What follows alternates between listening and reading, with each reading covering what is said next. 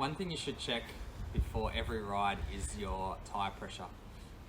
Really important, and tyres do lose pressure over time, especially bike tyres where the rubber in the tube is quite thin, and so air just leaks out. Doesn't mean that there's a problem with the tube, but any bike tyre will lose pressure, just like a car does over time. It just happens quicker with a bike. So if you haven't ridden for a while, definitely check your tyres.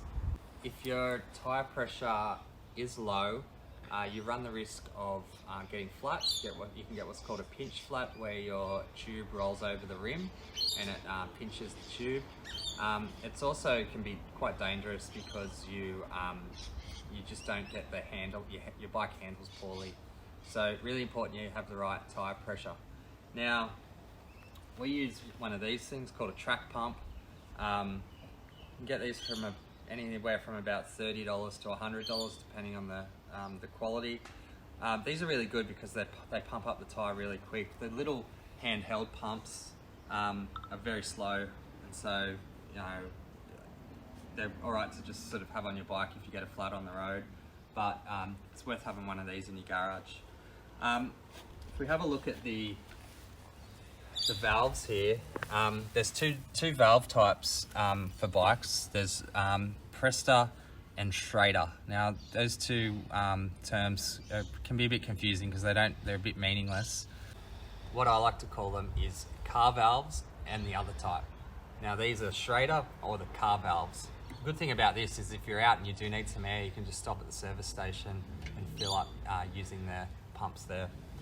So this pump here has got two sides, one for the car valve and one for the other one. So we're going to use that one. All pumps are a little bit different, but this is how this one works. We'll take the cap off.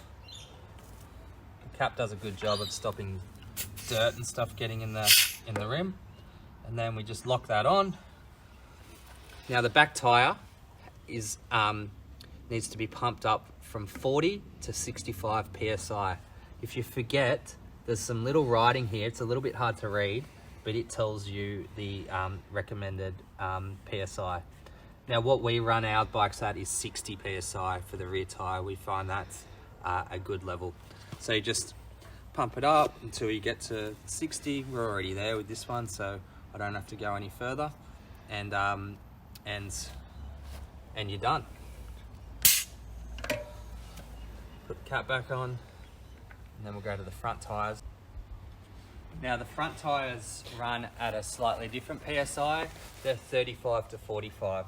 So we run ours at 40, and so it just makes it really easy to remember. You got 40 for the front and 60 for the back. So I'll just put this valve on. And here we're pretty low on this one. We're under 20. So I'm just gonna pump it up. Doesn't take too much. They're only reasonably small tires, especially with a track pump. We've got that to 40. Take it off and put the cap back on. And of course, repeat the same on the other front wheel.